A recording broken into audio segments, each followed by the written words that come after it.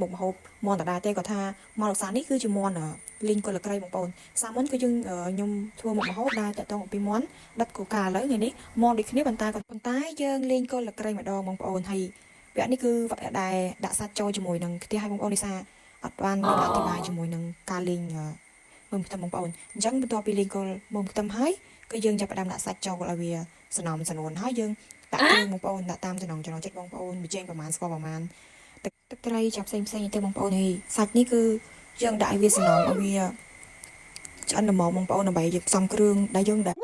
ចូលចិត្តបងប្អូននិយាយទៅចំណងចិត្តម្នាក់វាផ្សេងគ្នាអញ្ចឹងបងប្អូនអញ្ចឹងបន្ទាប់ពីឲ្យវាសំណោមសំនួនហើយយើង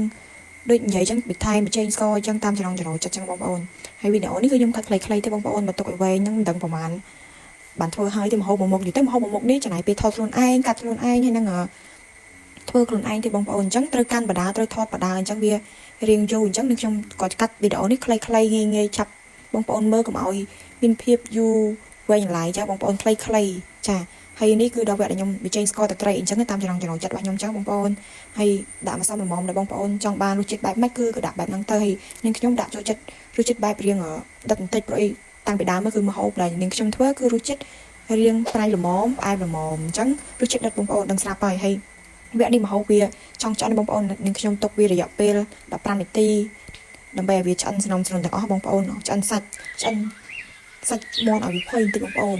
វិសាមាន់នេះរៀងចាស់ដែរអញ្ចឹងបងប្អូនចាទុកឲ្យវាស្នំស្រួលហើយក៏យើងចាប់ផ្ដើម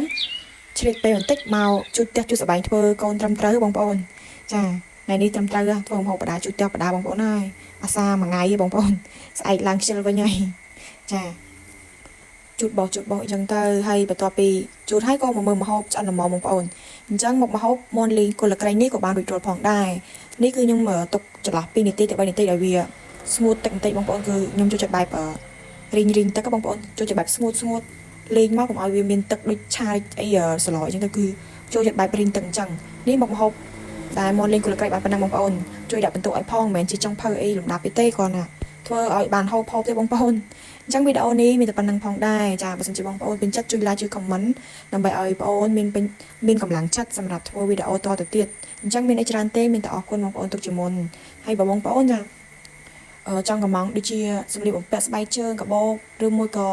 អីបានផ្សេងៗអាចតាក់ទងមកនឹងខ្ញុំបានអរគុណច្រើនបាយបាយ